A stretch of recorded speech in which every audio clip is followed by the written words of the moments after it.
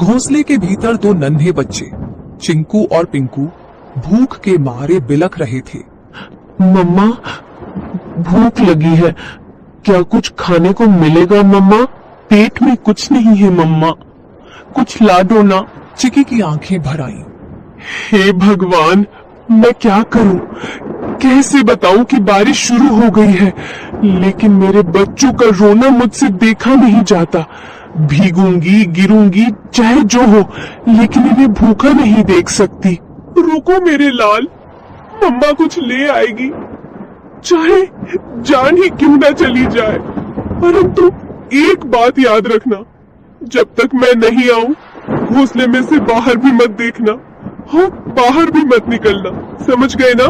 अब इन दो बच्चों की माँ घर पर नहीं थी और बच्चे घोंसले में अकेले थे।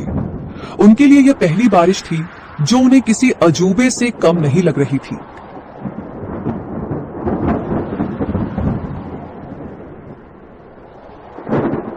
चिंकू बार बार गर्दन बाहर निकालकर देख रहा था। अरे ओ पिंकू, सुन रे, ये क्या चीज ऊपर से टपक टपक गिर रही है? कोई रो रहा है क्या? पिंकू घोंसले के कोने में दुबक कर बैठा था। अबे मूर्ख, रोने की आवाज नहीं है ये, बारिश है बारिश, आसमान बरस रहा है। पर ये आवाज कितनी डरावनी है, और पानी, इतना सारा पानी कहाँ से आता है रे? मत देख बाहर, मम्मा ने कहा था बिजली चमकी तो घोंसले समेत भस्म हो जाओगे। चिंकू सहम गया। हवा के साथ पानी की बौछारें घोंसले तक पहुंचने लगी थी। दोनों भीगने लगे। मम्मा कब आएगी पिंकू? भूख लग रही है यार, और डर भी।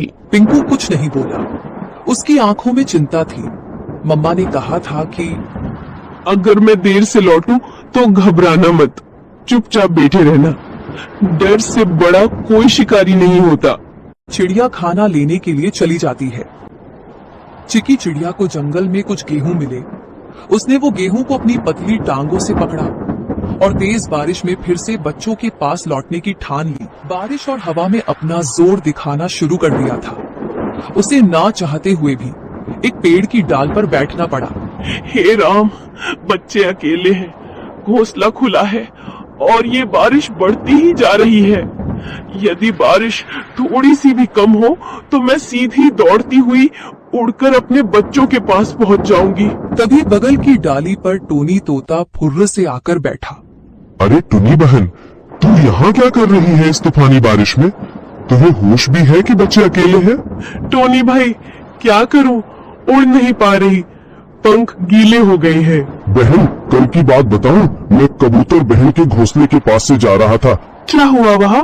बहन, एक सांप आया था, बहुत लंबा और काला, चुपचाप डालियों के पीछे पीछे सरकता हुआ सीधा घोंसले तक पहुंच गया। फिर किसी ने देखा नहीं? मैंने देखा, मैं ऊपर ही उड़ रहा था। जब देखा कि सांप कबूतर के बच्चों के ऊपर झपटा, मैं चीखा जोर से, सांप सांप। सब पक्षी इकट्ठा हो गए, लेकिन तब तक बहुत देर हो चुकी थी। वो दो बच्चों को निगल गया बहन। चिकी सन्न रह गई। टोनी का चेहरा भावुक हो उठा। और जब कबूतर बहन आई ना, वो तो जैसे पगला गई थी। अपने घोंसले के पास आई तो देखा कि एक बच्चा खून से लथपथ पड़ा है और दो तो दिख ही नहीं रहे थे। वो बार बार पुकार रही थी, मेरे बच्चे, मेरे लाल, कहाँ चले गए तुम? उसके आंसू रुक ही नहीं रहे थे। अपने बचे हुए एक बच्चे को उसने पंखों में दबा लिया और फिर चुपचाप बैठ गई, जैसे दुनिया ही खत्म हो गई हो उसकी। मैं बता नहीं सकता कितना दर्द था उस माँ की आंखों में। टुनी की आंखें भर आईं। टोनी बोला, तू समझ रही है ना बहन, ये बारिश सिर्फ पानी नहीं लाती है, भूख से तड़पते शिकारी भी लाती है। जल्दी निकल, पेड़ों की आड़ लेकर जा, मत रुक अब। चिकी चिड़िया उड़ती है और अपने घर की ओर जाती है।